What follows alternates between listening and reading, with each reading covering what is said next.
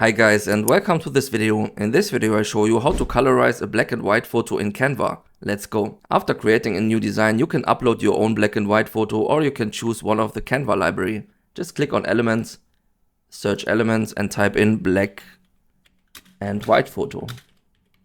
Click on Enter, Photos, and find a nice one. For example, the wedding couple here. Let's make it a little bit bigger and center it. Alright, all you need to do is click on the photo, then on Edit.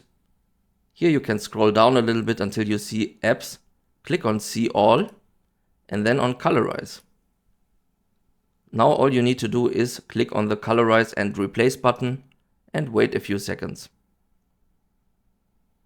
Now you can see the photo is colorized, the grass, the street, the flowers, many details. Perfect. Thank you for watching and see you next time.